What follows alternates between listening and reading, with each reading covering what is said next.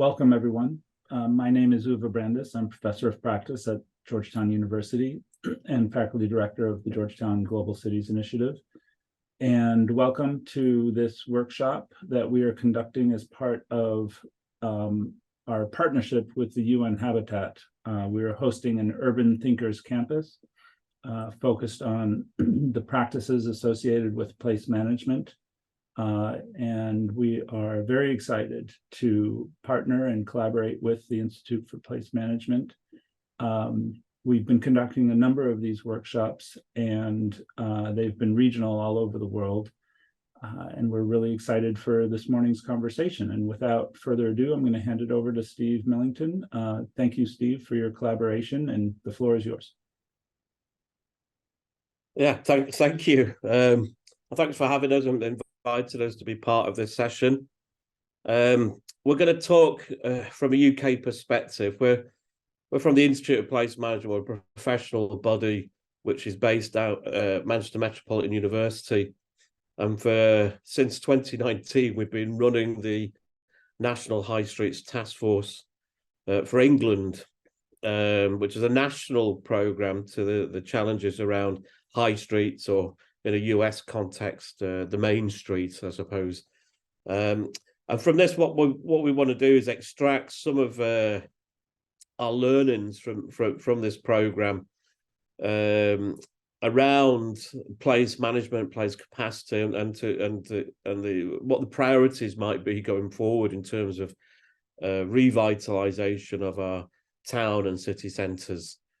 And this is based on some underpinning research, and I'll talk a little about that and how we work that into frameworks, and with how we've applied those frameworks through the task force. But I guess just to give you an overview, what the task force is, it's an alliance of placemaking experts. I'll explain who they are later. And this is our mission statement, I guess, is supporting communities and local government to transform their high streets across England. If you get one thing out of this session today, it's our website. We've built a load of free resources on there for communities to use in their local plans to sustain or revitalise their local centres. And I want to make this very clear. I get kind of very frustrated with all these headlines that we might read in the media around the death of the high street or the decline of Main Street. I kind of really want to push us into this space, because this is what we've been trying to do with our stakeholder engagement at a national level, is kind of redefine the high street. To think, well, what is it for? Who is it for? And think about repurposing it rather than a very narrow focus on retail. And that's been a kind of a challenge within the UK over the last 30, 40 years. So this is what we've got in store.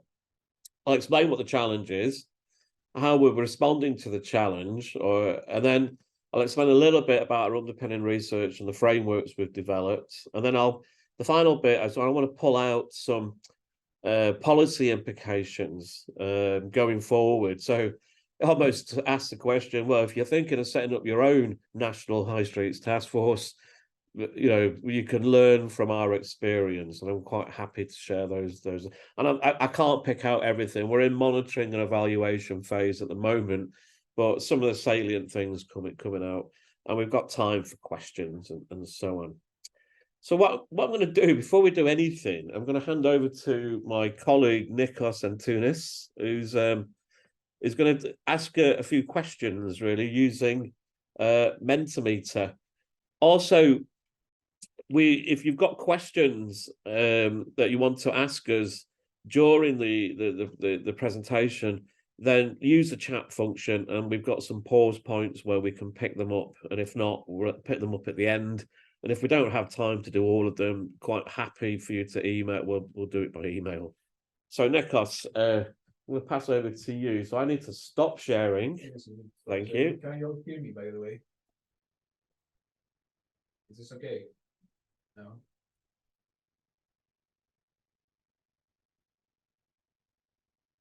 Yeah. Okay. Okay. Yes, I thought that would happen. So, yes, we have a Menti link here for that we can join via the QR code. I think also you can see, you can join the link, you can join via the link from the chat. I just want the thumbs up if when everybody is ready from the Menti, so you can actually go to the next slide.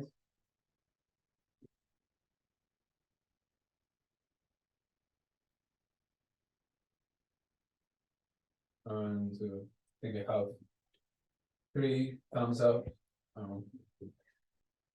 So just give it a few more seconds.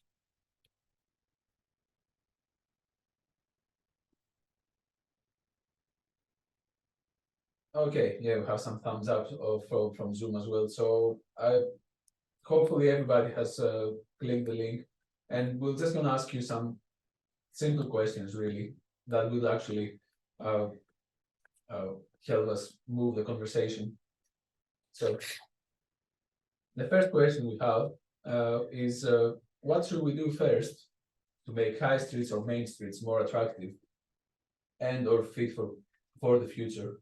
So just one simple answer, if you can. What do you think is the thing that we should do first? Oh, Yeah. Some Yeah. great ones there. yeah.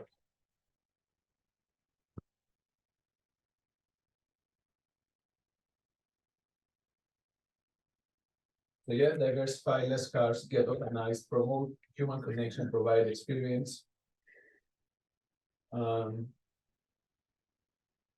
Assume that I'll give it like 30 seconds if anybody else wants to, 30 seconds if anybody else wants to answer this. But this is all very close to the challenges that we also face in the UK, and these are as you will see later on some of the themes that we will discuss on. So if everybody's all right, I will just move to the next question, and it's also a very simple one.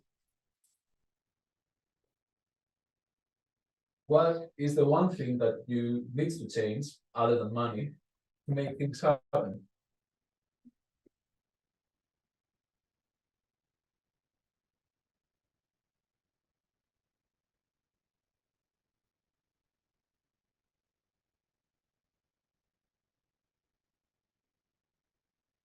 Zoning,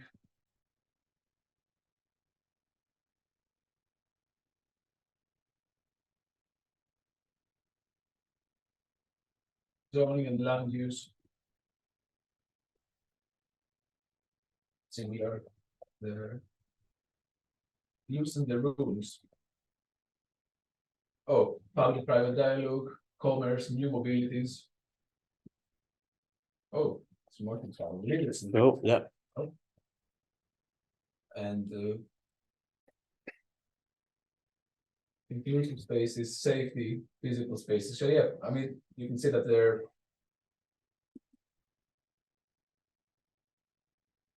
multi-stakeholder consensus. These are all the things that we have essentially talking about in the task force Yeah, for the but past 4 or 5 years. So I think I will stop sharing, but Steve needs to be ready I know. to share Desktop. his screen again. So just bear with me for a few seconds. Okay, that one.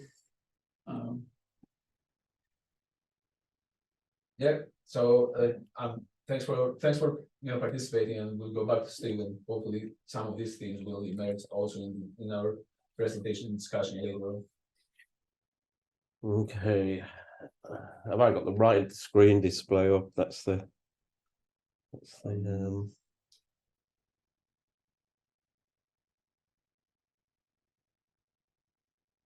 nope.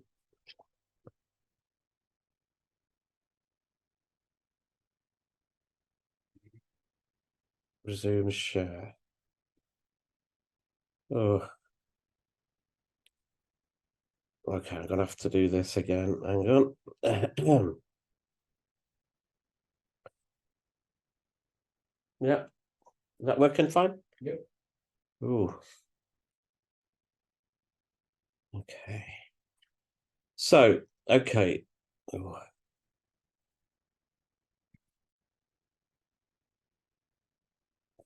Right. It's really interesting to see the resonances between those responses and the kind of things we've been investigating in the UK. So I'll cut to the quick. This is the challenge. Many people, many British people travel to Europe for their annual vacation, and one of the attractions might be a scene like this, and people actively seek it out.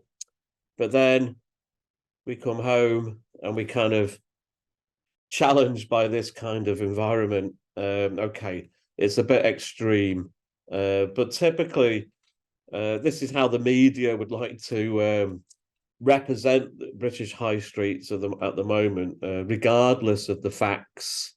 And we find this is very unhelpful in the sense it lowers the reputation of town centres further and damages confidence, as well as things like the sense of place and belonging.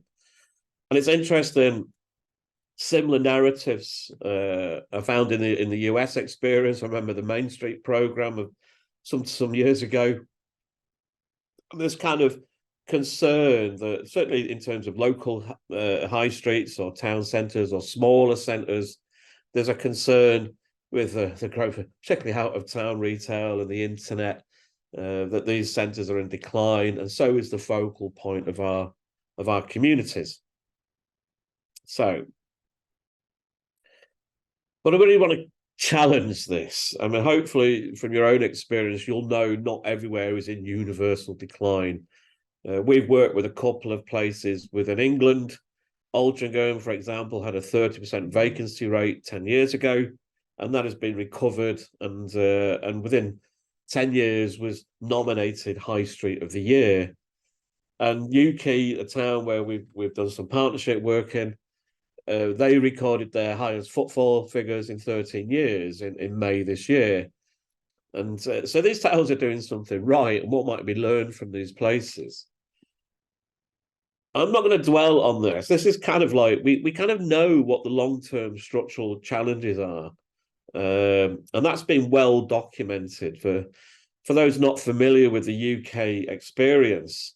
This is very much around domination of a few major retailers. We're one of the most concentrated retail sectors internationally, and this has been a barrier to independence.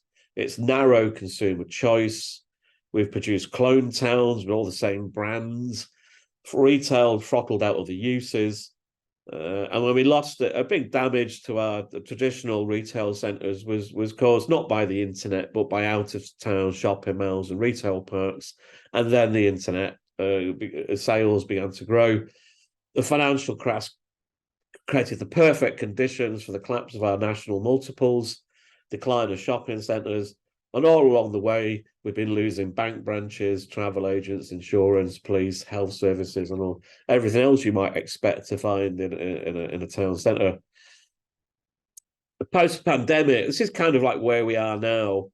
And there's a lot of speculation around the pandemic and its impacts.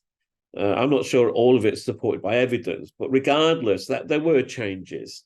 We can't deny that. I think within the UK, elevated high streets and the national policy landscape, hence, the task force work, initially, we had to transition quickly to COVID-19 recovery. And that was important politically at a national level. Some of these other factors here, disrupted visitor markets, well, people started going abroad again. We know centres dependent on retail were hardest hit and slowest to recover. We know the cashless economy is now a reality. Independents beginning to experiment and so on. So that's kind of well documented. And then the future, Well, we don't know. People like events. We know that is a key driver of footfall at the moment. Independents seem to be flourishing. There are new working and commuter patterns. People may be working more at home, but whether that will stay forever, we're not so sure. And then there's other realities. We know climate change is definitely happening. In places like Manchester, you those tower blocks there dominate the city centre, and people moving back into the downtown. But elsewhere, car usage is up. The retail parks are doing well, and increasingly we're getting to see all sorts of new kind of developments, such as hybrid formats of retail, new mobilities, last mile logistics, and so on. So there's a lot of things going on. There's no shortage of recommendations or policy either. We've been asking this question, what to do with our high streets in the UK for 40 years. And I'm not going to go through all of this. 40 years ago, we had a town centre management, and that was quite useful. But that seems to have diminished. It's not a statutory responsibility of local government to provide place management services. We've had all sorts of initiatives. Business improvement districts came in 2004 with various kind of committees and reports. The task force kicks in following Sir John Timpson's review of the High Street in 2018. And since then, levelling up and funding has been channeled into towns. There's been planning reform, business rights relief. There's a general election next year. Who knows? Maybe we'll return to town centre management. Maybe a new direction will be taken. So far, then, this is where we are in the UK. I think historically we've been over reliant on retail to drive footfall and investment. We think the UK is 40% overspaced in terms of retail. The legacy of lockdown and the pandemic continues to resonate. What we know from that experience is that the ability to adapt, to be multifunctional, is key to resilience. The causes and solutions are pretty much well documented. We know what to do, and the funding is in place, but somehow some places thrive and others don't. And that's the big question for us. So in terms of responding to the challenge, I think the key thing is this disconnect between strategy and operation. And I picked out these 3 quotes from some various evaluations of capital regen projects in the UK over recent decades. The urban programme, which was 4 billion targeted at inner city areas, had marginal benefits. The local community has been the major loser from urban policy, declared Brian Robson in 1994. A review of major capital cultural projects, they don't have the impact they say they will. And Henry Overman's analysis of the single regeneration budget, there's 8 billion thrown at 165 projects, found no evidence that jobs went to local people or improved employment outcomes. In other words, we kind of need to do things differently. Historically, there's been a disconnect between these 3 kind of realms of activity. For a long time, we've been fixated on delivering large-scale capital projects with little consideration for place management or operation.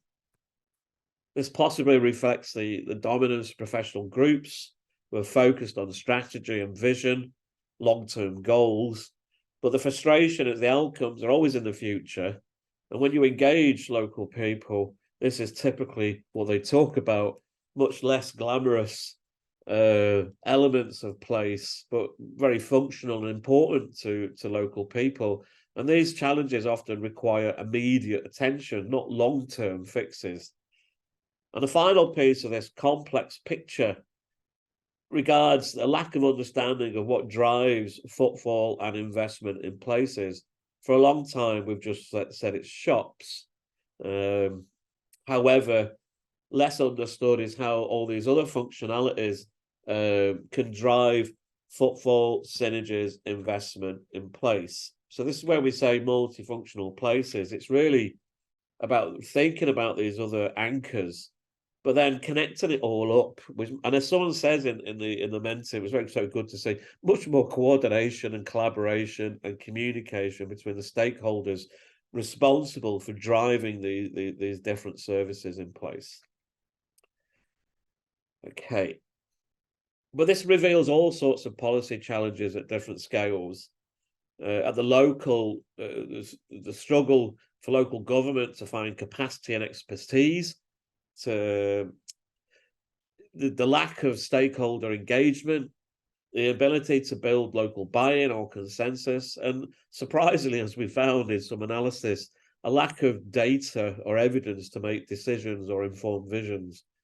Nationally, until 2018, high streets were not a priority. There is no one professional body other than the Institute of Place Management, that is responsible for place. Sector bodies tend to represent their interests of whatever it is, cinemas, convenience stores, but not the places itself. And there's no shortage of guidance or reports or evidence, but lack of signposting and consistency of that support. So I guess this is what we were trying to achieve through the establishment of the High Streets Task Force. In a sense, the capacity and skills to coordinate local stakeholders to activate places requires much more further development. And this is reflected in what is Sir John Timpson's, who's a chair and owner of the Timpson chain of 2,000 stores, his expert panel, and we produced the evidence for this panel, is so the key was in local champions, local communities, unlocking their potential to work collaboratively to restore vitality and viability, rather than being dependent on capital funding to drive change.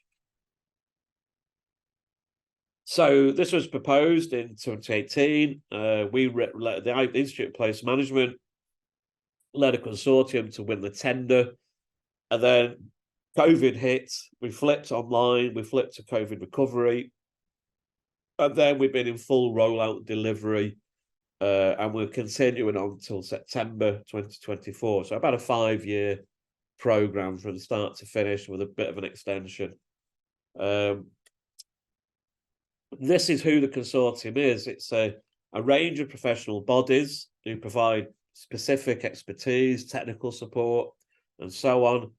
A level of data providers who provide insights, data analysis, and then a range of representative bodies who were not government bodies. They were civic voices and business interests through the Business Improvement District Foundation.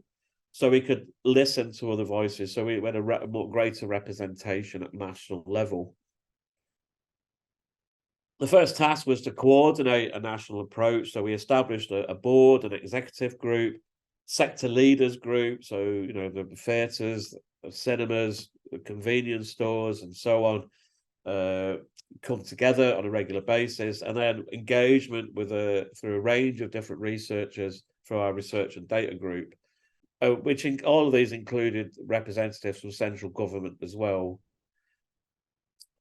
The second task was to build local authority capacity. We've done this through various levels of support, reports, direct visits, consultancy, and whole programs of support, which has been involved in diagnostics, working out what the key challenges are, linking with an army of high street experts who were recruited, or developing a shared vision. And then added to this is the building of sustainable placemaking skills through a program of masterclasses, workshops, training, online learning, and events.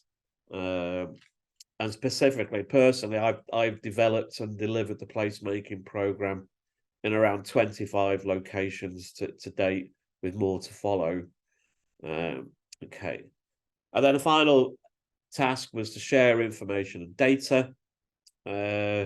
And we've done this through the application of knowledge frameworks. I'll explain how we've done that next.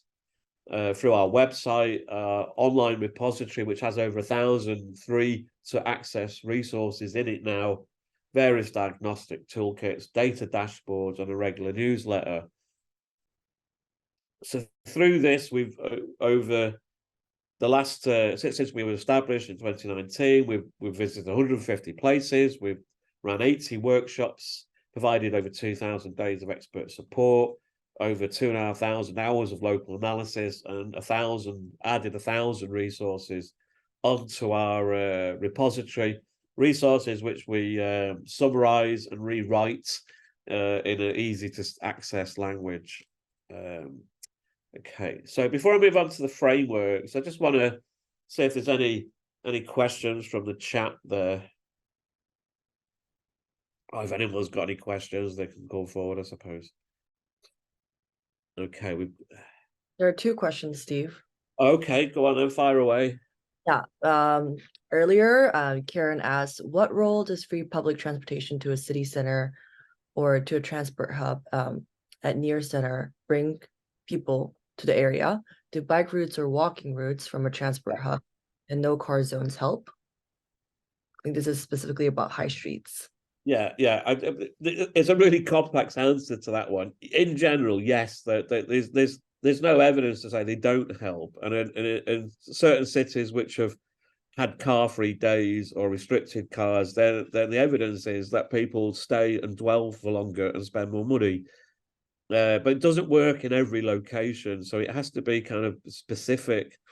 And we've had problems during lockdown when streets were closed for safer travel, active travel, and additional trading space, al fresco, where the consultation was done badly. This has led to these schemes being withdrawn permanently. And so it's really about how you engage with your local stakeholders. But in general, yes, if you get more people to come in, reduce cars, that creates a much more pleasurable environment and people will stay longer.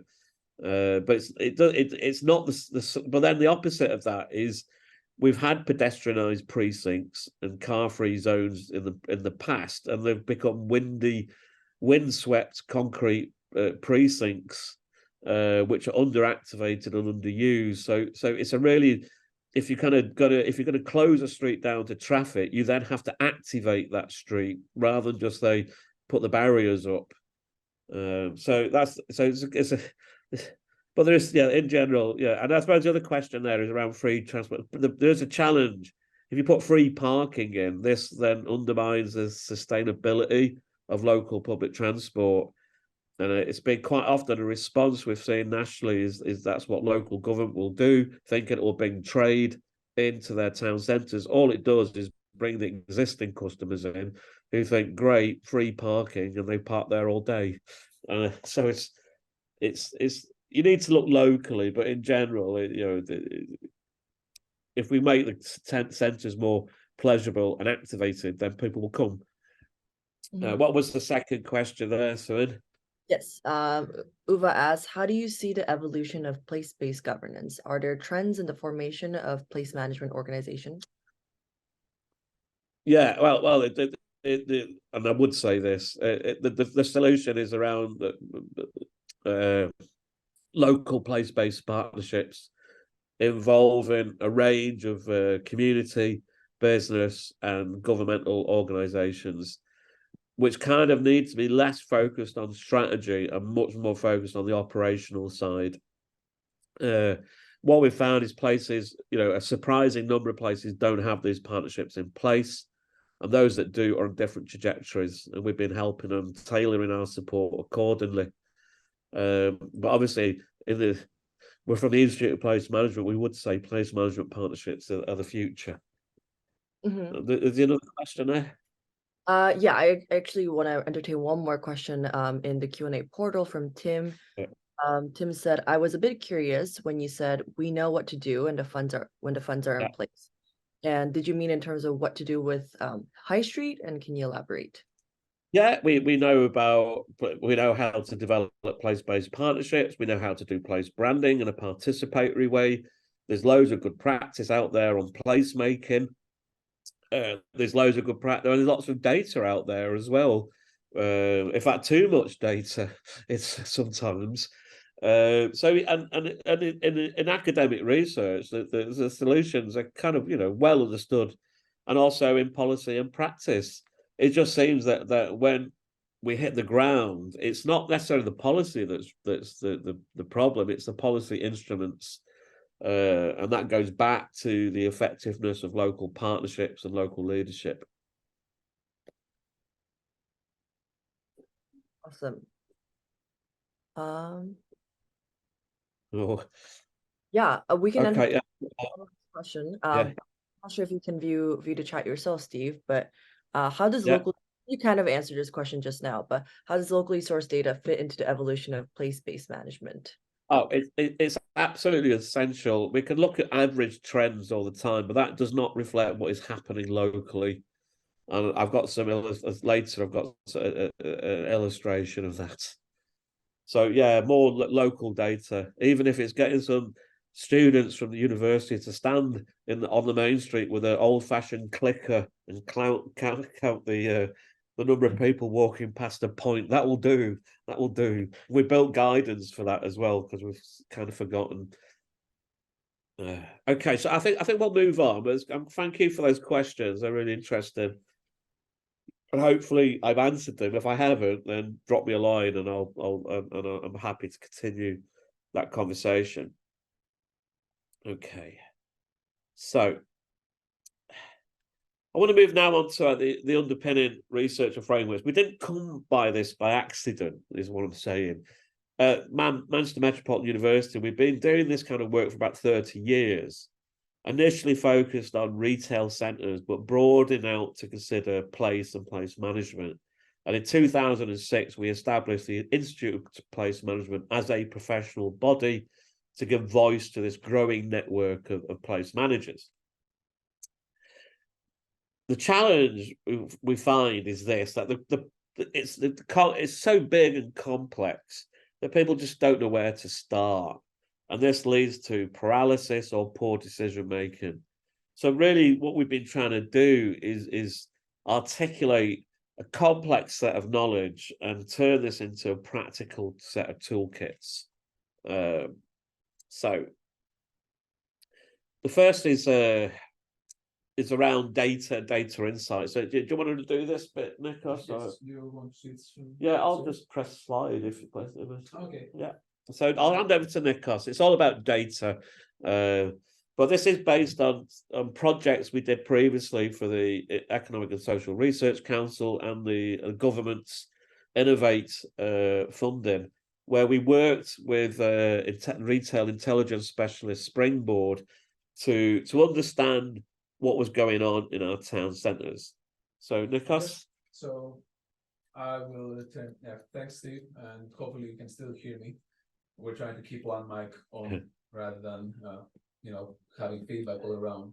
So as Steve said, the project scope relies on analysis of footfall patterns, and what we have collected is with the help of Springboard company from their network of automated footfall counters, who has collected over 15 years and counting of hourly data, footfall data, which accounts to almost more than 2 billion plus people, and this is still counting. So we aggregate this data like every hour, and the analysis happened there. So what we easily could see with this data, especially at the impact of the lockdown, was a very good example. So this data gives us the opportunity to share insights with our members,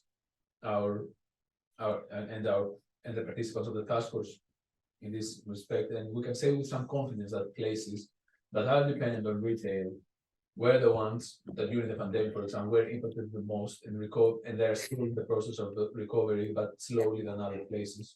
So we saw other trends like activity patterns that are changing. So Saturday may not be necessarily now the peak shopping day. And we also see that the flourishing of smaller centers that offer a more diverse offer in general, and they were probably closer to people's residents in the first instance. And with all the patterns of flexible working hours or hybrid working, we see that these centers have recovered quicker than others. So in the task force, we published an annual report that does this analysis annually. And one main outcome from the latest report that we have out is that it demonstrates that the average monthly footfall is dropping overall. And as you can see, compared to 2019 and 2022 was it was still a process of recovery. So this is probably the first year that all the restrictions of COVID were slowly lifted, not necessarily from March onwards, but we still saw the same pattern that people are now moving less frequently, coming less frequently to town centers to do the shopping. But what is important there is that habits have not really changed radically post-pandemic, and people still tend to visit their town at the same times, and we assume for the same reason, but they just do that less frequently. So next slide, please. And we worked this in this analysis and this work that we've been doing for the past, I would say, almost 10 years now with footfall data, is that our starting point is that all town centers are the same. And the common assumption of that was that town centers, the footfall is concentrated over Christmas, and it's 1/5 of annual footfall in the run up to Christmas. So normally November and December. And we're also examining footfall from the terms of hierarchy of centers. And the neat hierarchical model that we have is that you have your local high street, that you have your town center, and then in terms of settlement size, you have your major city and regional centers. But our longitudinal analysis over 10 years has revealed something different. And that means that we saw that major city and regional centers actually were hoovering up retail and employment from surrounding town centers. And also, the local high streets were being more flexible in terms of offering, have also grown in footfall because they had something to offer other than retail as an attractor. So it could be leisure, tourism, and other employments. This had an impact on town centers, and they kind of squeezed their appeal. And some places have managed. So the emphasis of retail here ignored other drivers of footfall. So basically, we came up with the conclusion that not all centers are necessarily the same. And in our longitudinal analysis, we came up with a cluster analysis of data that revealed 4 distinct patterns, which essentially led to a new activity classification of towns. And despite the pandemic, these are quite similar. So on the top left, we have the comparison signature, which the major attractor there is still retail. And you can see that this is the pre-pandemic data. 19% of high streets in the UK where we could collect the data, the footfall data, appear to have that pattern. We also have the holiday signature, which are more about seaside towns, holiday towns in the UK, and they have a distinct peak over the summer months. We have our specialty signatures, which could be centers like York or Chester, for example, that have a bit more appeal and visitation also over the summer, but we also have a slightly peak over Christmas and still functions like that. But the overwhelming majority of these centers were multifunctional already, which shows a kind of almost flat, not flat peak overall over the months. And these are the centers that we are trying to focus on, because these are multifunctional centers that have other attractors other than retail, and they tend to serve their local communities better. We have, what we've done though, in our latest footfall report is that we try to compare the similarity between our old cluster analysis and our new, and compare that with the pre-pandemic, with post-pandemic data. And what we saw, as I mentioned before, is that there's no fundamental disruption to town centers' functions because of the pandemic. We still have 4 centroids that display very similar profiles than in 2019. But what we can see in these ones, next slide, please. Nope. Is that the signatures, that the volume of the cities now has kind of covered more into the speciality and multifunctional signature, as you can see from the stats, which means that we have, compared to what we first had run, when we first ran the analysis, we have now fewer retail comparison centers.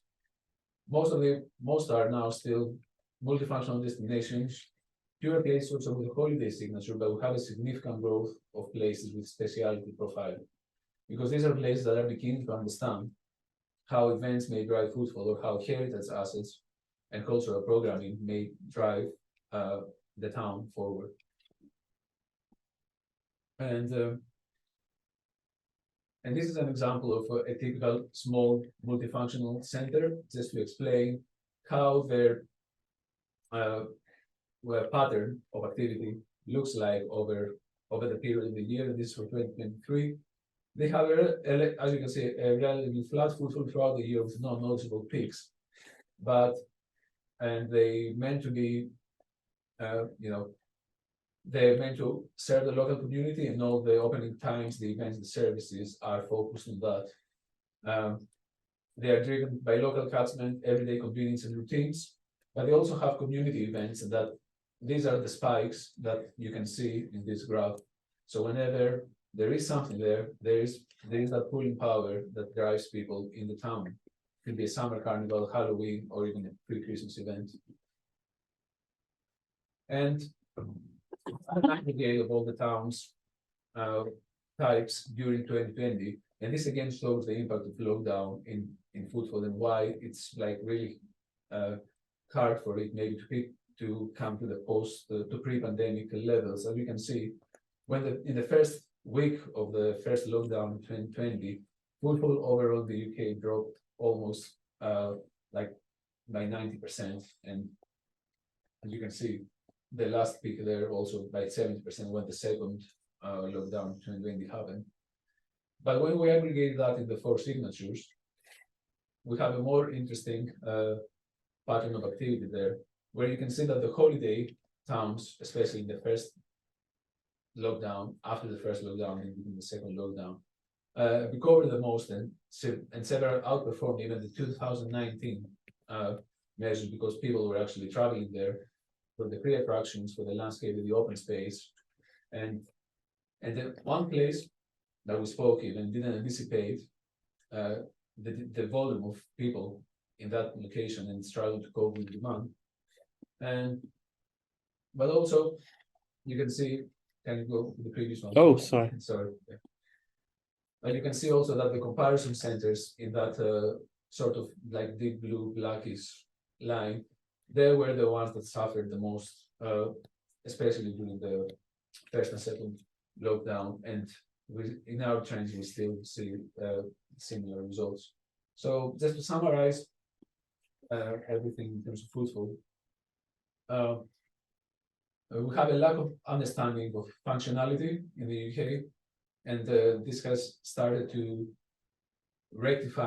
be rectified now with the cultural programming, as we saw in the previous patterns, and that with the massive retail closures, for example, in centers that are pretty in comparison, we see most of these centers now to start becoming more multifunctional.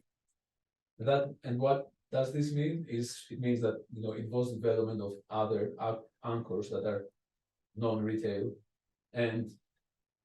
but we also don't have the data for every center. And as we say, we have data for 700 locations. We can aggregate maybe on this data 300, 400 of them. So there's still loads to be learned in terms of how we can collect data and actually share them. Sure. So, cheers, Nikos. So the footfall work was one part of what we were trying to do. The second framework is the guidance we built around strategy. And I guess we're going back to this measure of performance, vitality and viability. We draw this from the URBED report of 1994, Vital and Viable Town Centres, and we still think there's value to this measure. So the footfall is important because it's a measure of vitality. It's literally a measure of someone who is in a place If no one walks past one of our footfall counters in 6 months, we can safely say the place isn't attractive. So understanding the routines, the patterns, and also the spatiality of that as well, in terms of which part of a centre are busy, which are quiet, and so on. So vitality is important. Viability is around the long-term resilience, the ability to attract investment, not just in terms of the everyday management and operation of place, but also to enable adaptation and change. So we did the very simple thing. We looked at every single study that ever been on vitality and viability, a systematic literature review of 9,000 studies. So it's interesting, the question before about parking. There's loads of research on parking and the impact it might have. It often doesn't say what people want it to say. But there's lots more research on that than they say there is on footfall and marketing, and that there are some gaps here. To make sense of this, we thought, well, this is drawing very broadly on 4 distinct literatures: marketing, retailing, place marketing and branding, and a governance and planning literature. So, okay, what we tried to do then is build out from this position a strategic framework for places to follow. So there are different scenarios here. So, for example, the problems facing your centre have not been accurately designed. For us, is a question of repositioning. The long-term plans are good, but not enough has changed locally. This involves reinvention, which is activation and placemaking.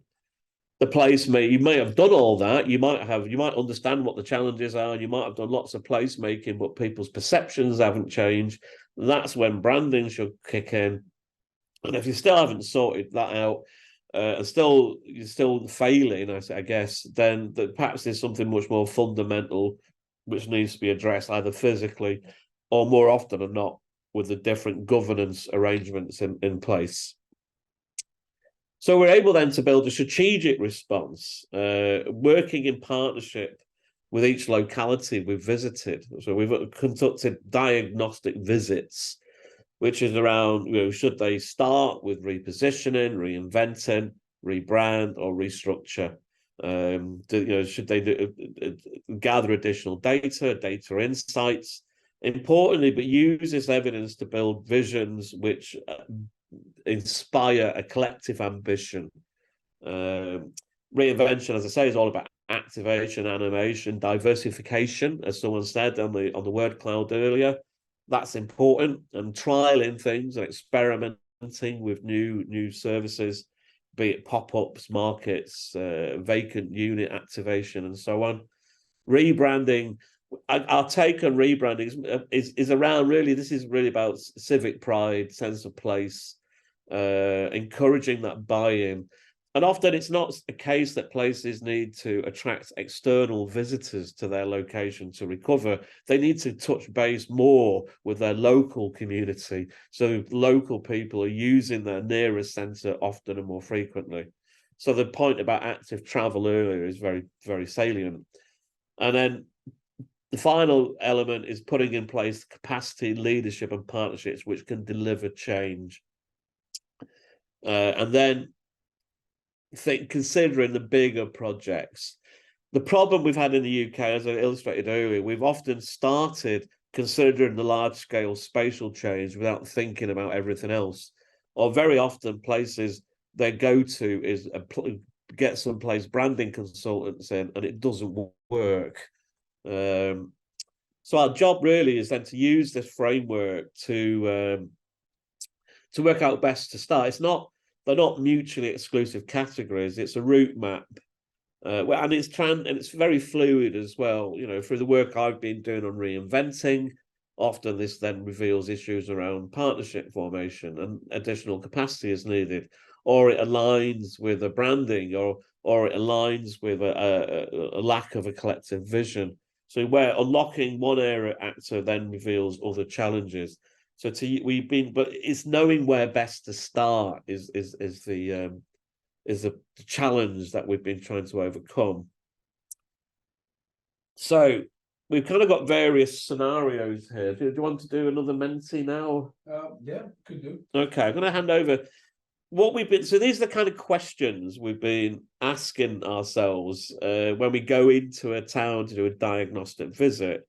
So I'm going to hand over to Nicholas now, who's going to, when he gives me the nod. Yeah, maybe just give people 1 minute to read. Oh yeah, we'll just give you a second just to read through this. The reposition, reinvent, rebrand, restructure. This is, and it's not as if these different scenarios perfectly reflect the situation locally. What we're trying to do is work out what the best match might be to explain the local situation. So just have a read through this, and then we've got another exercise for you to complete.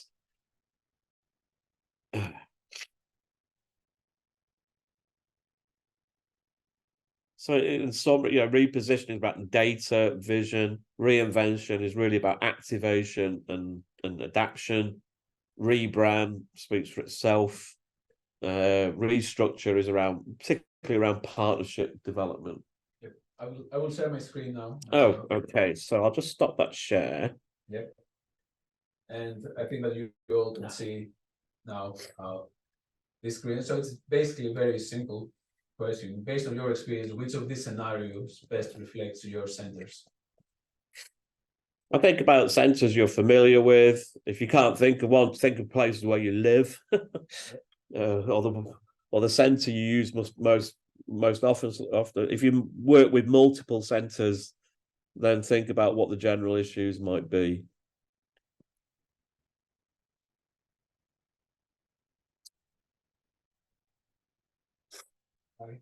The tie. Yeah.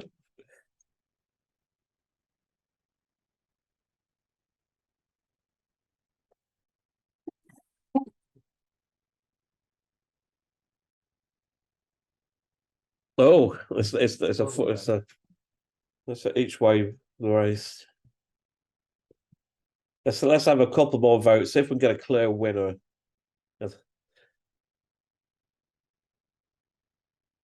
Oh, yeah.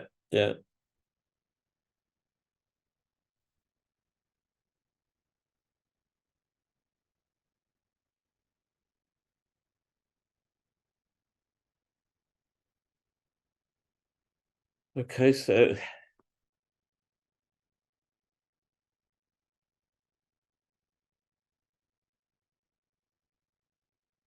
okay, I think we're exhausted that one. Exhausted that there. Okay. Okay. So I'll stop sharing and I'll share mine. Hang on. Where was it? That one. Okay. Okay. Are we back on? no, it's the wrong one. Hey, It's the wrong one. is it? Yeah. I got that right. No, you're presenting. Just gotta swap displays left-hand corner. Oh, sorry. I don't know why it does that. How does that sound? How does that work? Doesn't. Yes. And you click again. Oh. Let me just do it again. Yeah, it's stop. Oh, okay. Let me stop that, and I'll Maybe we can answer some questions. yeah, we'll just pause then. Just if there are any questions from the chat. Yes.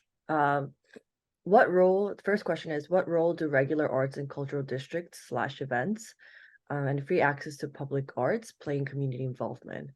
Are events like farmers market helpful as multi-purpose events? And for food security, farmers markets are pretty common in the US context, in high streets. How do common greens and green spaces impact city area visits and public use? Oh, Christ, that's another 5-year project to answer all that. Let me just deal with those. What was the first one again, Suan? There. How do regular arts and cultural districts, so events, and public arts contribute to community involvement? Yeah, again, going back to a point we made earlier, we know from the post-COVID-19 recovery and the growth of our speciality signature towns, that is driven mainly by cultural programming. So we know events, activities, regular events are really, really important. People like them. So it's, yeah, we've got the Glastonbury Music Festival in the UK, 300, almost $500 a ticket, which sells 300,000 tickets in 15 minutes. It's people like events, they like music, they like culture, and they also like markets as well. But again, it's got to be a well-run market. It's got to have the right merchandise. It's got to meet the needs of the local catchment. It can't be any old market, as we've found as well. So, but creating that program of activation is really important. I think it can also serve long-term goals as well. We've come across many examples of markets being established, and the operators have come in and taken stores on the local high street. So it can have that mechanism as well, if you can lower barriers to entry to new enterprise in all sorts of ways. What else did we have there, Suin? What was the... Yeah, I put in a question myself when I was. well, there's like hosts privilege. Yeah. How do you categorize the different types of functionality for data collection, and what are the main drivers? You talked about towns becoming more multifunctional. What are the main drivers behind that? I'll pass over to Nikos on this one then. Okay, yeah, so the different types of functionality. I guess for the sake of collecting footfall data, there's it's that measure, so we don't really you don't really create like functionality within that, but within that footfall analysis that we do, apart from the temporal dimension, we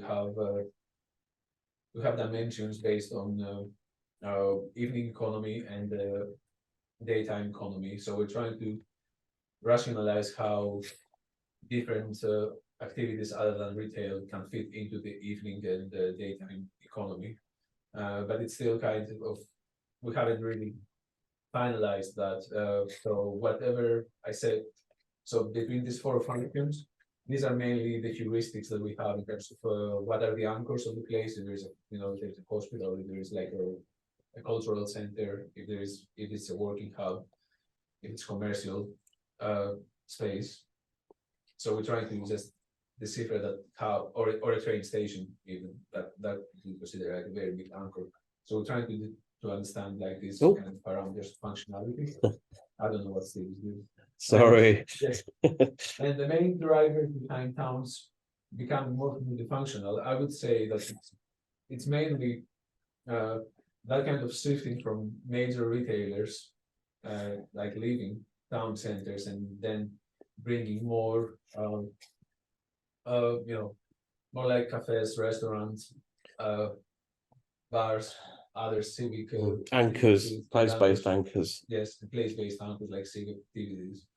So, for example, like a green space or a market is a great example of something that brings people together apart from events. And as we will see later on in this one, these are actually some of our priorities for high street town centers. Okay, am I good to go? I think it's a nice segue to go. Yes. Okay. If there's anything else there, Suin, we'll pick it up later. I just want to this example here is a real example. This is a report I wrote for a place very recently, and it gives you a practical example of how we've built out a framework. So the diagnostic was basically the town needed to improve its partnership working. It needs to review its existing partnership structures, importantly, improve communication between the stakeholder groups, and add additional capacity to achieve what it wanted to achieve. And we argued it couldn't do anything else until they address those concerns. The second point is not to then go follow the diagram in order. Is actually the second point was around building a collective vision. And clearly from our engagement with the stakeholders, not enough people knew or understood what the local challenges were. There wasn't sufficient buy-in so they could all step in the same direction. So they needed to do that first before that, and they used that to inform a program of placemaking, a reinvention strategy.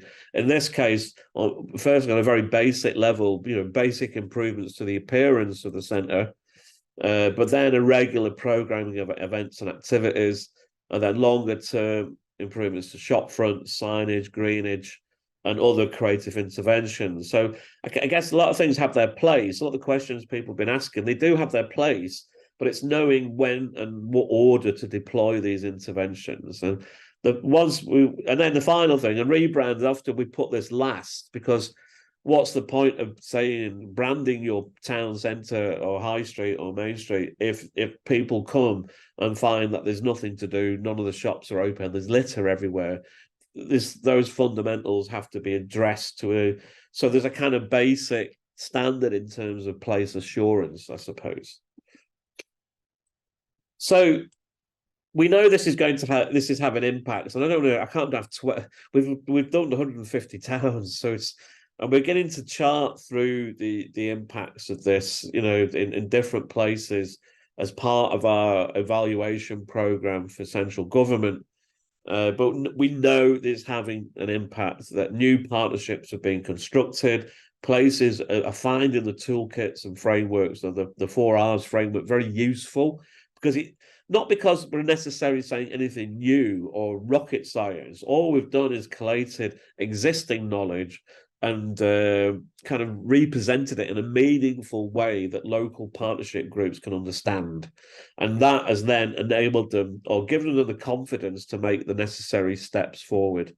So they get out of a kind of position of hiatus, I suppose. So this quote here from Josh Singh at the West Bromwich, very dynamic planner in the town. And it illustrates that process. The frameworks gave a grounded framework, a strong vision. You've got the right stakeholders around, and they've had that. The governance and collaboration piece was missing. We've since invested in projects, so they're doing the big kind of ticket physical projects, but now got a program of activation along the way until that large scale investment and master plan delivery is done. So. The final framework then is around, we've talked about footfall analysis, we've talked about vitality and viability in terms of a strategic approach. The final one is activation. And so we went back to the literature. And this time we're focusing much more on specific factors which will improve vitality and viability. And initially we found about 200 different things in the literature, 200 different factors. But importantly, is we work with local towns across the UK, initially with 10 towns for a year, through which we were able to identify issues we'd not considered previously. And we went back to the literature and we found additional evidence. So very simply, there are 237 things you might do to influence vitality and viability. Now, that's not very useful. So we decided what we need to do was organize this into and prioritize. And working initially with a panel of experts using a Delphi technique, and then working with our partnership towns, we began to organize and prioritize potential interventions, giving them a score in terms of how much control a local place would have over an intervention, but also relatively, according to the evidence, what the likely impact would be of those interventions. Some things are more important than others. So we built a huge complicated diagram. Obviously, if you're speaking to a local stakeholder group of non-professionals, this is not very useful. So we simplified it. So all those in the bottom quadrant, they don't have much influence. You can't control them. Therefore, you might as well just forget about all that. There's stuff in the next quadrant which you kind of have to live with. If your town is a rural location, it's geographically isolated, or there's a river running through the middle of it, or the town layout is linear or nucleated, or whatever it is. there are certain things you can't really change, which does have a big impact, but you kind of can't do much about it. Certainly not from a local level. And then there's a set of factors. If you haven't got much time or resource, they're probably just a waste of time. So therefore, they're not worth it.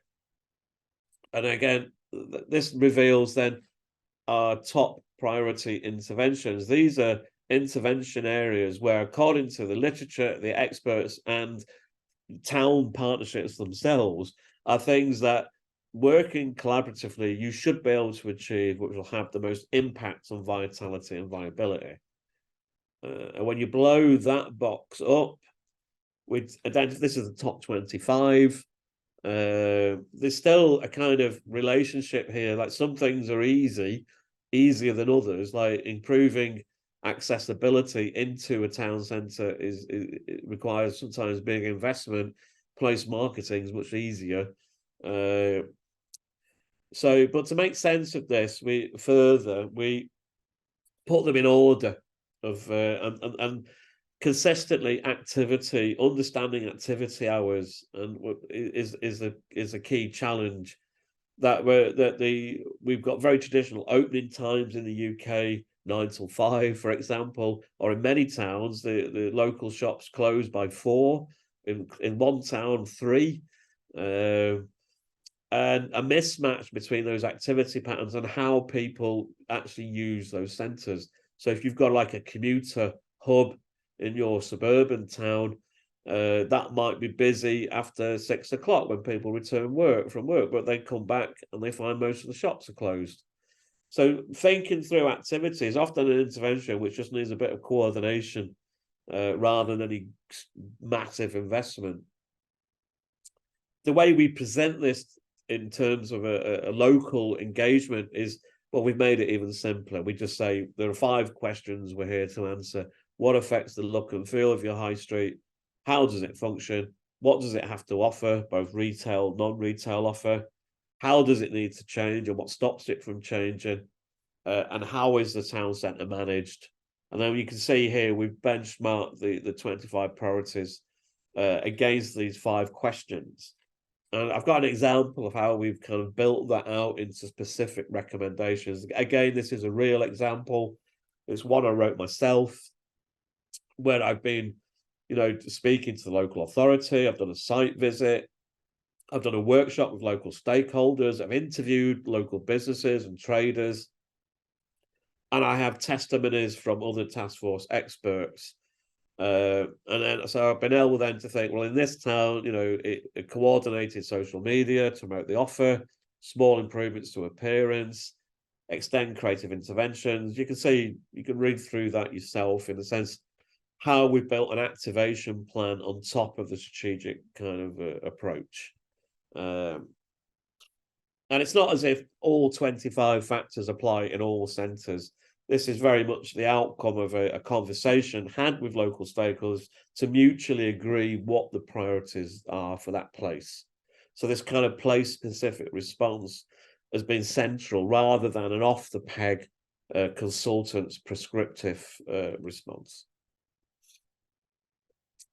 So just to summarise that section, the 4 R's inform the strategic review of a local high street, its policy and planning, and gives the town a route map for transformation.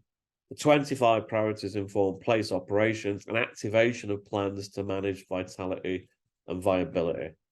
So at that point, it's a natural stopping point before we move on to the outcomes of what we found through the national programme. So is any questions there that need answering at this stage? Yeah, we have questions from before. One question is, how does the age of population factor into planning changes? Again. So, can you repeat that? How does the aging of population factor into planning changes? Well, yeah, it's definitely happening. That's the one thing. But also, it's not happening unevenly. I think this evenly. In the UK, for example, our coastal towns are becoming older, like much older than the rest of the country. Whereas the big cities like Manchester, for example, is a great example, is becoming younger. So it's not an even process. And I think the other factor to consider is the changing nature of older people as well. We anticipate older people will live longer, they will be more active. They won't be like older people of the past. They will want different things. They will probably be working longer as well. So it's kind of sometimes we essentialize age in a particular way, and that's probably not a useful way of thinking about it. But then again, there are some practical considerations. Like one town we've worked with has been very keen to put older people's residential homes in the town centre where it's closer to existing services, and partly driving that is a concern around social isolation, which is a current problem. So there's some certain short-term issues reflected with aging populations, and then there's a long-term view which kind of requires you to again think about what is happening locally. It's not the same everywhere. Awesome. Anything else there? Yeah, go ahead, Steve. Oh, anything else? Anything else there? Yeah. Tim just put in a question asking, how did you determine or decide what factors most influence vitality and viability? And from your own assessment, well, I'll hand over to Nikos, who did the systematic lit review. Thanks, Steve. Yeah, I mean, the systematic literature review had a range of inclusion and exclusion criteria based on performance mainly. So what is a long term? If a factor was linking to high street performance, then that article would have been added to the final list of papers, and that factor would have been singled out. Once we had all the factors, then we did an engaged scholarship exercise with our town stakeholders, and when they added their own experiences and their own factors into what can affect their town center performance. When we bundled all these factors together, then that led to a Delphi study, so an analysis of the Delphi technique, so where academics and high street experts came together to rank these factors according to which factor I think has the most influence in the town in terms of importance, and how you could actually what could you actually do about it. And so the whole methodology exists in a special issue of our journal in the IPM's journal, which I'll have to share the link on that. But we've also from that developed some learning toolkits of how you can actually identify this methodology, and we can actually learn more about the methodology. But it was sort of several rounds of Delphi analysis, Delphi technique questions back and forth, and survey analysis that we did in order to first examine the factors, and we repeated that in 2019. And I think we are due to now repeat that in 2020. Yeah. I was going to add that it's dynamic. Like, you know, the 25. These factors are dynamic. Yeah, you know, if we did it 100 years ago, then steam trains would be very important, and maybe in 100 years' time it'll be jetpacks. So we've got to revisit it. So I will copy several links now to the chat so you can actually access them. Cool. Okay, has we got time for one more there, Suin, just before we move to the final sequence? Yeah. When you talked about new improved partnership structures, can you elaborate more on what that looks like? Well, yes. I haven't got any straight answer to that one, in the sense I don't have many straight answers to many questions, but it kind of what works best. I think one, and I'm going to deal with partnership formation in the next, governance and leadership in the next section.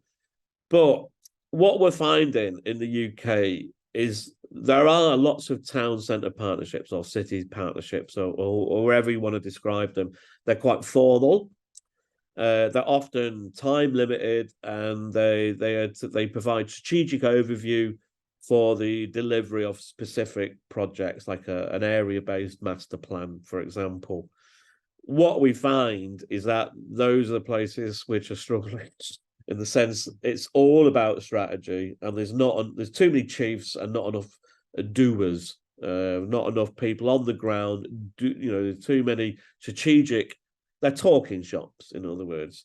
We did have in the UK until England until recently a network of local economic partnerships, which are sub-regional bodies charged with economic development, skills, and training. We really questioned what they did, and they were disestablished. We got rid of them because the challenges they were trying to address were much more local and specific, and there wasn't enough activity being channeled in the right way through the existing governance arrangements. But it's really hard to say, because I guess one key, what we found, and it's not in the report, not in the analysis we're doing today, but we have done it. There's no clear relationship between partnership formation, capacity, and deprivation. It's more around social capital formation and the ability to build bridging networks across different stakeholder groups in different locations. And the mix of potential partners, it's different in every location. This is why we're advocating this place-specific response. In some places, it might be the local government who leads on a piece. In others, and we have evidence of this, it's community activists who are who are effectively doing the place management and leadership. So again, I'd hesitate to say there's a kind of norm through which could be applied universally. It's around understanding the history of local partnership working, the culture, how things are done, and then building recommendations around that. Okay, I think we better move on. We do have time at the end for to pick up any loose questions or additional ones. Okay. The next bit then, I just want to draw out 3 key themes which have emerged, and this is basically the question: if you were going to set up your own national task force to address the issue of town centre revitalisation, this is what you might consider. Or other words, if we did this again, what might we do differently? And the first set of issues is all around governance and leadership. And this is data. This is based on data pulled from a program we deliver called Developing Place Leadership. It's for more senior stakeholders in each location. We've had 270 place professionals respond to this. And when we've asked the question, what enables change to happen and what stops change from happening, we can see some of the challenges there, political differences. Often, places get embroiled in very petty disputes, which are not beneficial to the place. Landlord engagement is a big challenge. But when we build out from this, we know, like I said before, we know what the solutions are. The solutions are around good partnership working with strong governance, effective collaboration. And what we found, and this really took us back, I suppose, and has made our work a lot more challenging than we anticipated, was the effective partnerships were rare. Many places had partnerships. We didn't have partnerships at all when we expected them to have them. And you would imagine under a kind of neoliberal framework of public-private partnership, there'd be partnerships everywhere, and there isn't.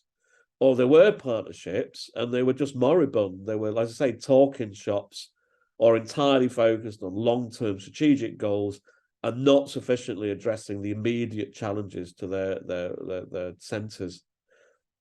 So when we this is kind of reflected or supported in the this is based on 132 diagnostic visits where we've sent experts in to do the initial diagnosis and apply the 4 R's framework. And as you can see there, the red flag is really around restructuring. That the governance and partnership workings were not sufficient to deliver change. And then the second big category there is around activation, delivery, placemaking, basically. So those are where the gaps were. The other pieces were less, the branding and repositioning were much less significant. I think when we built the framework and started to apply it, we expected roughly, an even mix between these different areas, which meant in practice, we've had to kind of re-engineer the task force as we were doing it. So we focus much more clearly on the partnership development piece. Now, what we can say, and this was a government announcement from the 1st of October, is that this has worked. So that the government has recognised this and is putting a £1.1 billion into 55 locations. And this is really, really important. This is not capital funding. This is an endowment fund of £20 million to be spent over 10 years to facilitate partnership development work in locations which need it. So we need to scale that up, but that's kind of, I think a really smart move. Well, it would be a smart move because we recommended it. And really, and what the aim of these partnership working is to build that multifunctionality, to reduce the dependence on retail investment and build up a more balanced profile of offer in each location. The second bit, and this is really connected to the leadership and governance piece, is around additional capacity. We found a lack of capacity. So we found coalition of the willing in locations, but not enough of them. It's simply not enough people involved. One challenge, again, this is based on our diagnostic visits. And even though we issued guidance to say, we've had to work with local authorities as our principal point of contact. But in each of these diagnostic visits, we asked the local authority to ensure even representation with business and community groups. But these remain deeply underrepresented in our deep dive discussions. Local authorities have been present in every 132 meetings. When they say other, they actually mean other levels of local government. That could be district, parish, county, or whatever. So businesses and community groups are severely underrepresented. From the placemaking sessions that I've ran in 25 locations, I would say the groups who are often missing are younger people, local traders, property owners, and diverse community groups. Unless they should be at the table from the initial discussion points, and that, I think that's not, we've not been able to sufficiently crack that, because we feel that the local authorities don't have sufficient capacity or knowledge of their local stuff. They haven't simply done stakeholder mapping. They don't know who to invite to the meetings. They've never met them or never had a conversation with them previously. They don't know who to speak to in their local communities, for example. And sometimes that's because of a lack of trust, or just poor relations going back historically. This piece of evidence here kind of builds on what I was saying earlier. In our diagnostics, most places, 61% of them didn't have an activation plan. That is, they had no plan for events. They had no interventions like review parking. They had no coherent plan or strategy to drive footfall, address vacancy rates, or to address what was important immediate challenges. They all had master plans that identified what investment was needed in the long term, but a few of them had taken the extra step further to think about the planning and delivery of activation. And in fact, worryingly, in many towns, they've had to establish towns fund boards to oversee capital grants from government. But in these locations, we're much less likely to have an activation plan. And those places which didn't have the funding were much more likely to have an activation plan. So there's a kind of real challenge here to build out that kind of place management skills and capacity in a range of locations. And again, I think it's something we didn't anticipate. We thought many places partnership formation will be much further down the line and much more mature than it was. And then the final piece I want to bring in here is policy bias. And what I mean by that is simply around centre size. So we've done this analysis. Don't ask me about the methodology of how we've come up with a figure of 2,745 high streets in England. So whereas high streets and town centres have been the kind of the focus of national policy, much of the support and evidence and also media commentary and so on is around major towns, regional city centres. When we break that figure down, about 2,449 are in-town high streets. The 296 are out-of-town retail centres. We've not bothered with them, and they don't receive any support. You might argue they should. You might argue they don't need that support. When we think about those high streets which are in town, that's what we've been trying to support. We've managed to address about 6% of high streets. So even though we've dealt with 130 locations, each one suggested one high street for us to work with. So we're not even quite close to kind of, there's a lot more work to be done. And I think the consideration for this group is this: we think about 64% of our high streets are small, local, what we might call in British planning, we call them district centres. But these are your immediate local high street, your convenience place, the place where you might go and post a letter, buy some milk, whatever it is. And these are almost completely overlooked in terms of policy support, funding. They're pretty much left to their own devices. In fact, the only organisation I can think of which has worked consistently with this level is the Institute of Place Management through the work we've done in Greater Manchester on district centres. So that's another, and I think that policy bias against smaller centres. I imagine it's a similar situation in North America. I might be wrong. So I just want to sum up a few things here, learning from the English experience. I think the approach to establish this multi-sector stakeholder collaboration at a national level is very innovative in the UK. It's almost been an experiment in how to do regen differently, which is less dependent on building big shiny things in places and hoping for the best. I think if we started the High Streets Task Force again, what we'd like to have done is actually probably work with fewer towns, but built a longer, deeper relationship with them. In fact, we've adjusted some of our deployment of expert support, so we kind of get more consistency across one location. So we get clearer handovers from one expert to another. We build a package of support for that location. But again, partly that's because, we've had to adjust because the partnership development was surprisingly lacking. We just assumed we'd been landing in many places with a coalition of who wanted to do stuff. And we hit those barriers in many places because those partnerships didn't exist. And then another challenge we had was basically all local government officers we were dealing with as our points of contact would disappear for long periods if there's a local election, for example, or a holiday, or if it's raining or whatever. I feel quite bitter about this.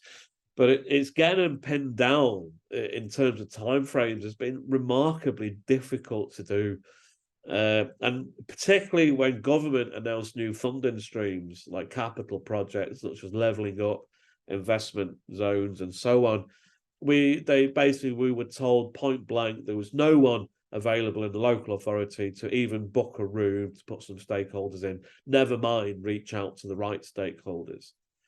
And I think the other disappointment is that we built and distributed about 1,000 data dashboards so people could look at their footfall data, build insights out of it, and their own data in, and we provided training.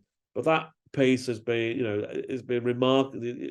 Utilization has been quite low, and we need to explore that further. So data, so it's well enough having, I said before, there's probably loads of data out there. Well, there's too much data.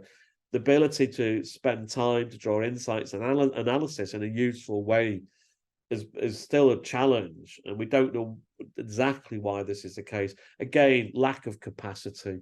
I mean, just to explain in context, in some UK local authorities, there's not even a planning department anymore. Those functions have been stripped back. So going forward, I think we still need to address the governance and leadership issues. I think we need to work with senior people within local authority, national leaders, to overcome this barrier. And again, building the skills and capacity to help local government to mobilise their existing assets, but also to do this across a range of, a much larger group of smaller locations, which don't currently receive much support, but also need kind of activation plans and so on. Every high street, I would argue, needs a champion. And this will require, again, new policy innovation. I mean, we can't go out as a group of researchers here and support 1,500 local high streets. We'd need to build a small army of people to do that. So we need more partners involved. We need more experts involved, more institutions. And if you think about that in the scale of, say, the USA, I don't know how many main streets there are across the USA, but if you can get that contract, then there's plenty of work to be done. But in that process, I think we would prefer not necessarily to engage with local authority as first point of contact. Local government, if they can't lead, I haven't got the capacity, we'd rather have gone through a business improvement district or a community group or any other non-local authority actor who might have provided the support that we needed to activate change. Going forward, there's some immediate things we're working on now, a place leadership toolkit to support the process of partnership development that's in development. Next Wednesday, we're in a big hotel in Manchester where we're launching a government initiative, High Street Accelerators. So we'll be working with 10 places on a pilot scheme. They've each got a small group, a bit of money to support partnership development. We'll help them through that process, identify the challenges and quick wins. And something we're really keen to look at as well is viability assessment. We've done a theory piece in this, and I think this is published, Nikos, is that? Yes, it's out. Yeah, we can send a link to the theory piece, but we need to develop the practical tools. And I think we need, through that process, to link strategy and operation much more effectively, but also then to link all places to the Sustainable Development Goals, the UN Sustainable Development Goals. I think that benchmarking, I think globally is what's needed at the moment. Okay, that's pretty much all I've got to say. So we've got time then for questions, and what I might do is actually stop the show and get my screen on, if I know how to do that. Okay, so we can deal with any final questions there. Yeah, I can help you read out some of the questions. The first question is a process related question, in terms of how you intervene in these like high street task force. Who are the stakeholders that you usually invite, and what does like a typical timeline for such interventions look like, and what is the final product? Right. Okay. Well, there's a few things there. I mean, the nature of the contender we've got with government, the central government, means we had to kind of almost contract with local authorities, like local municipalities. So that was the first challenge, is knowing who to speak to in each. Our local government network is local government organisations. They're very siloed things. There's lots of people called directors of place, but I'm not sure they understand what place is often. Sometimes we ended up talking to planners, regen people, economic development. In some places, it was arts and culture. If they had those teams, it's a very mixed picture.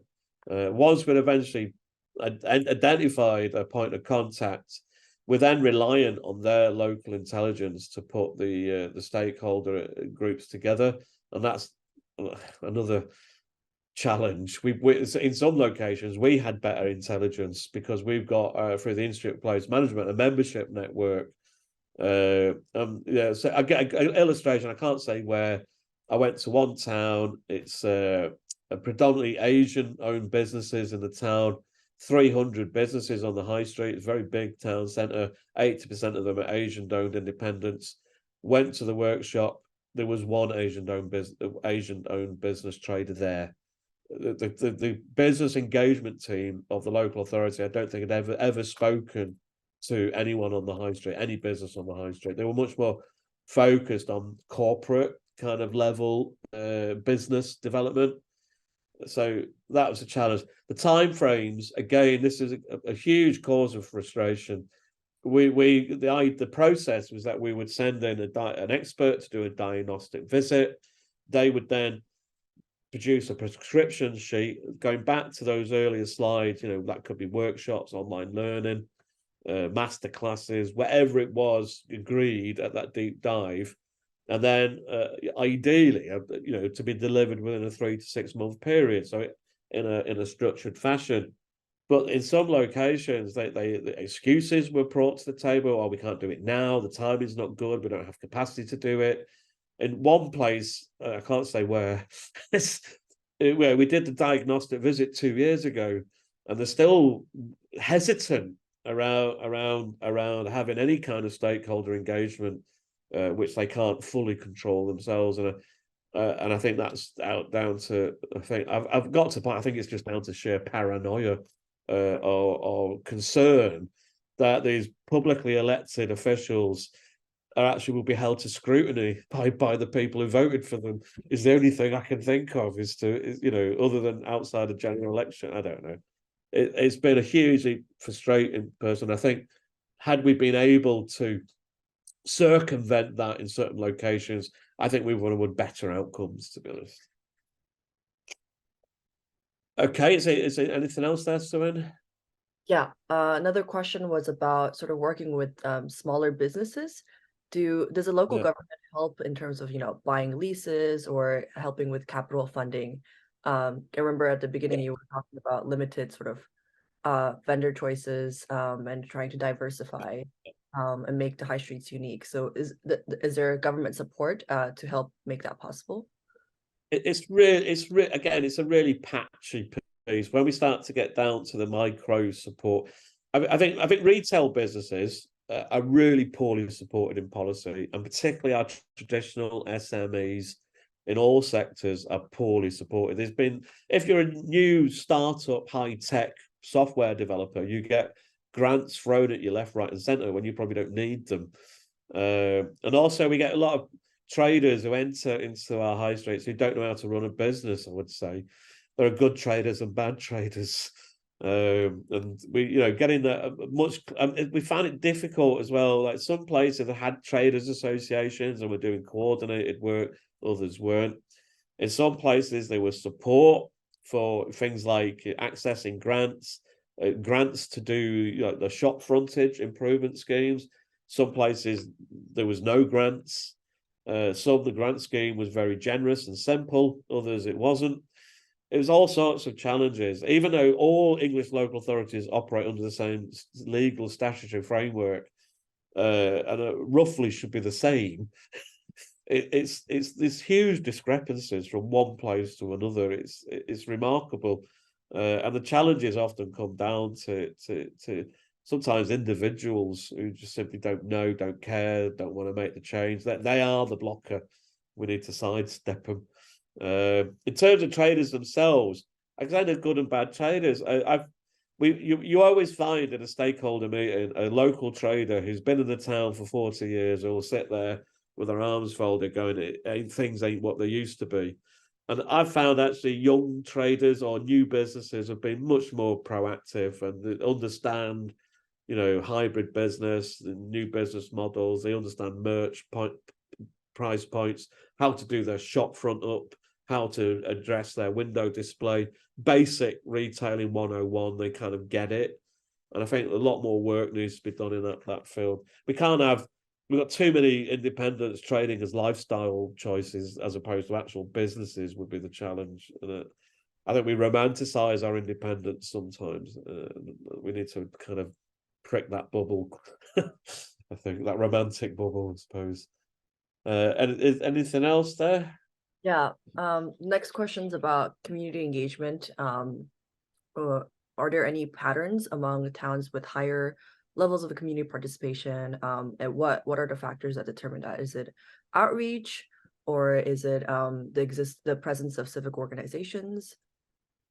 Yeah, there's a more general piece out there. It's around. It's good old fashioned social capital. Some towns have large stocks of it, others don't, and they're very historical reasons as to why that's the case. That's not to say you can't build social capital, but I think this is one of the challenges we've found is that ostensibly the work we've been doing looks like an economic development project, but in some towns what's needed is a community development project.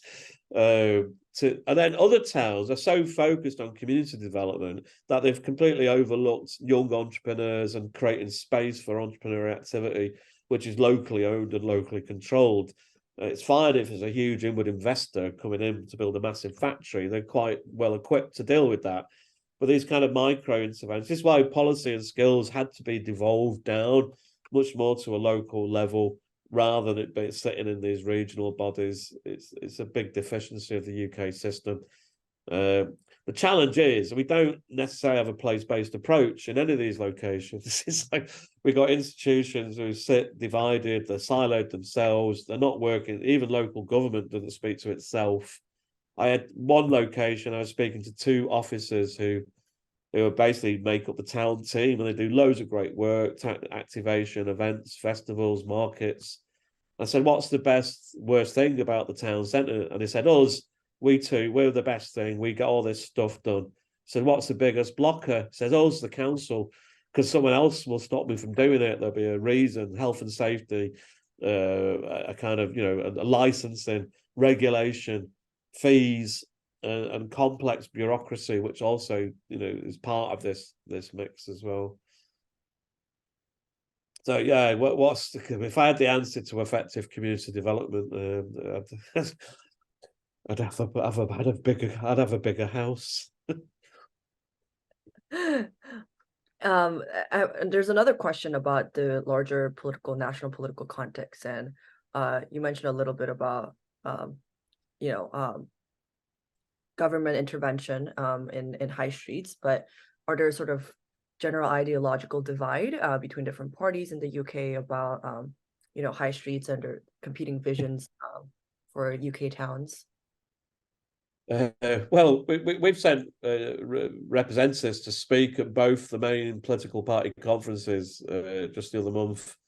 And I would say there is waif of indifference between the two political parties, in a sense that the things that really need to be done, business rights reform and much more investment targeted in levelling up, isn't going to happen. And the parties which say that are the ones who won't get voted. What we found in practice, on the ground locally, it doesn't matter if it's red or blue, or in the US sense, blue or red. It doesn't matter what the political colours are. It doesn't seem to be a determining factor. I think that came out in the analysis. Oh, I'm on that screen as well. In the analysis of the past research. Yeah. I don't think it was. It was basically forget it. It's kind of like. Oh yes, the political climate really is one of these factors that it doesn't resonate very well with the research that we've done in terms of the expert analysis. It's all down to characters and individuals and their personal leadership qualities. I think that these are what makes good leadership in, say, a school or a hospital or or a university are similar, but you're acting in the interest of the place rather than the institution. And some local leaders understand that, others don't. So it's not a major consideration. It's not something we've had to think, oh, we need to build, the toolkit around this. It isn't. And I think our approach kind of circumvents those political differences in some way, unless you think, doing the shop fronts is some sort of, communist plot or something. Although we have had that. We've had one MP describe the 15-minute neighborhood as a Trotskyist cage. So, well, that's just one individual is a bit crazy. You'll probably have to work out who that is as well. It's in public comment. But and that's not helpful. It wasn't helpful. Richie Sunak, the Prime Minister, was foregrounding, was also making similar comments, trying to create this cultural war between car drivers and non-car drivers. That wasn't helpful at all. It actually puts a lot of practitioners and consultants on the back step. It makes it a little bit more difficult in terms of community. Like traders will always tell you, if they lose one parking space, that's the end of the town, even though there's no evidence to support that necessarily. Right. Well, Steve, I had a question myself. At the beginning, you had a slide on sort of post-pandemic effects, and I do kind of want to hear more about UK's in the UK's context, the effects of post-pandemic sort of impact on town centers and high streets, because there's a lot of conversations in the US about office vacancy and the future of town being uncertain. I wonder if the land use in UK's town centers and high streets are different, and are there any essential sort of threats that the pandemic has brought to UK's high streets and town centers? Okay, I'll answer this first, and I might hand over to Nikos for some insights as well. I'll give him a moment to think about that. It's a really. I was really hesitant about that slide. Like some of those things, and it's not helpful. The media saying, "Oh, in the future, everyone will work at home." We could be on the beach on vacation and be in the office at the same time. And we did see some downscaling of commercial requirements as a consequence. However, whether that's a long-term situation, I'm not so certain. We have seen a return to work. I remember, I'm old enough to remember a tranche of research back about 25 years ago into teleworking, as we quaintly used to call it, when that became a possibility. And many people who, if you're self-employed, then fine, you've got that flexibility. If you work for an organization, the people who worked at home would tended to be missed out on the big decisions and career promotion, and had to go back into the office. And there is a logic. There's like 150 years of capitalist logic as to why there is agglomeration. And I think that's really difficult for the pandemic to unwind. So we are seeing a return to office, maybe not in the same scale or numbers, or maybe not everyone works 9 till 5 in a consistent pattern, but that had been unwinding anyway. But certainly, I think that there are dangers in kind of making that assumption. We don't need offices anymore. I think that's really quite problematical. I'm not certain that the evidence is there. I'll tell you what was very interesting in Manchester. If anyone visits Manchester, please come and say hello, and we'll give you a tour around. And we'll show. But certainly, you'll see all the tower blocks in the city centre. There's huge. We just had one announced yesterday for 70-story residential block in the city centre. Soon as the pandemic affects and the financial markets recovered, who fund these big property developments, as soon as their confidence have recovered, the cranes went back up, the construction started, because the investment in the city centre just continued. This kind of suggests, that some of those early predictions about the death of the centre were way too premature, to be honest. But certainly working patterns, commuting patterns, our public transport hasn't recovered, and that's a challenge. And Nikos, is anything to add there?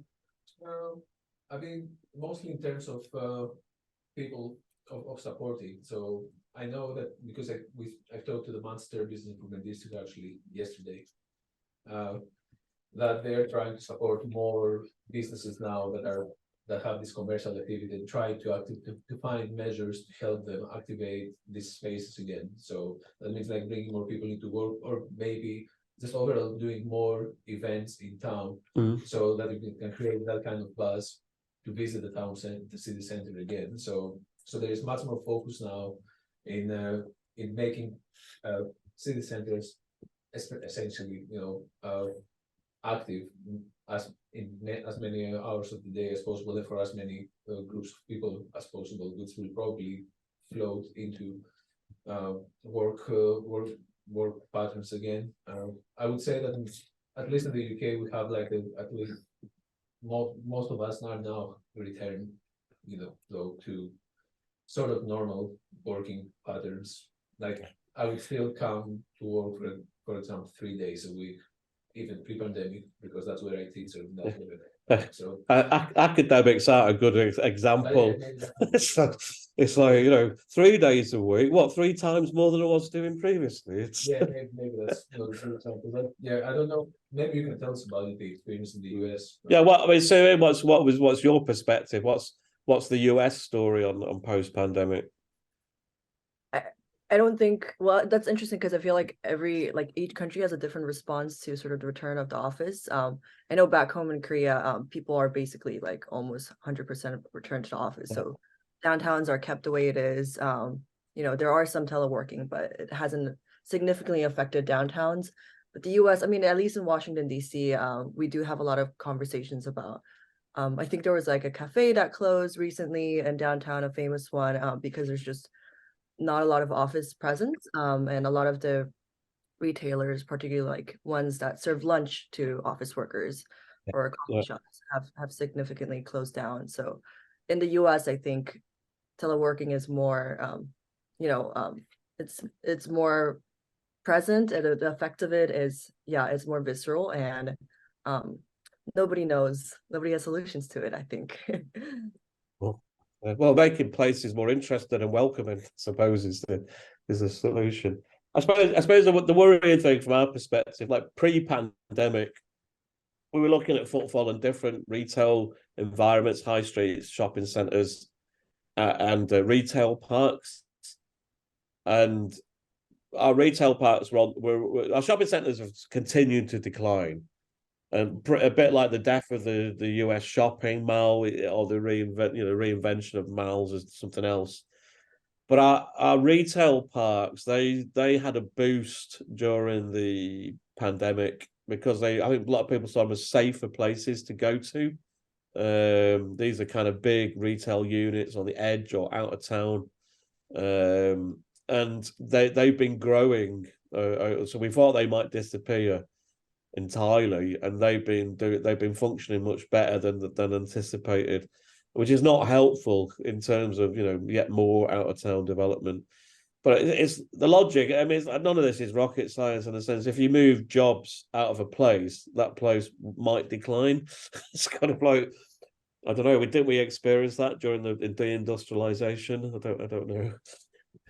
So it's I think that's the challenge. But I don't think you can create the environment, the agglomeration and advantages of centres. I think are really difficult to replicate, and certainly, which kind of is supported on our evidence. It's the bigger places which seem to be trundling along much more effectively than our medium-sized kind of towns.